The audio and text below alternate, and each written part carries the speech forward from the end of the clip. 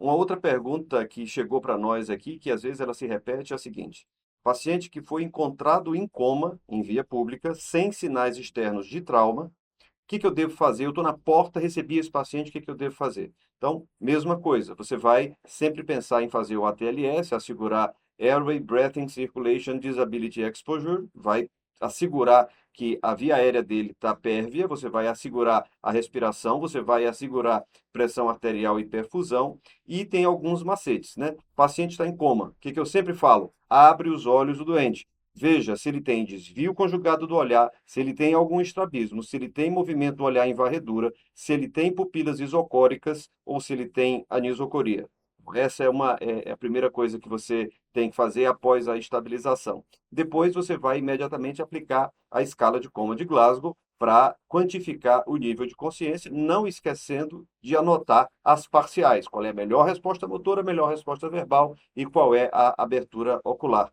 No momento em que você está testando a resposta motora, você vai perceber se existe alguma assimetria da movimentação apendicular. Quer dizer, se ele mexe mais de um lado ou de outro, se ele cerebra de um lado ou de outro, você vai ter sempre acesso venoso, você tem que ter, acho que é conveniente fazer uma sondagem urinária, e tem um macete que eu gosto demais, e já aconteceu comigo, sabe qual é?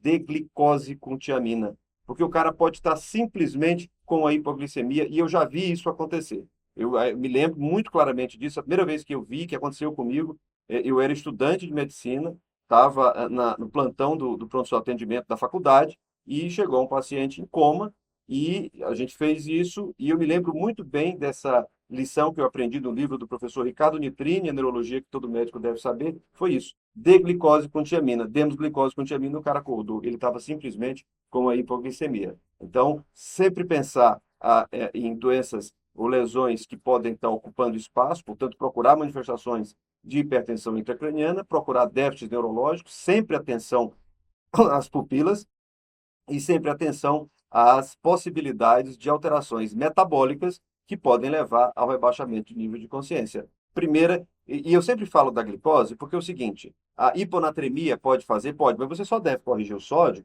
se você tiver o exame que vai te provar uma hiponatremia. Mas pense que a pessoa tem um coma hiperosmolar, tá? Desculpa, não, desculpa, volta, corrige. Pense que a pessoa tem uma hiperglicemia e por essa hiperglicemia, uma cetoacidose diabética ou um estado hiperosmolar não cetótico. Se você acrescentar um pouquinho de glicose, você não vai mudar esse quadro, você não vai piorar esse quadro. Mas se você tiver com a hipoglicemia, o cara com a glicemia de 20 e você aumentar essa glicemia para 40 ou para 50, isso vai fazer uma diferença brutal para o paciente e para o cérebro dele.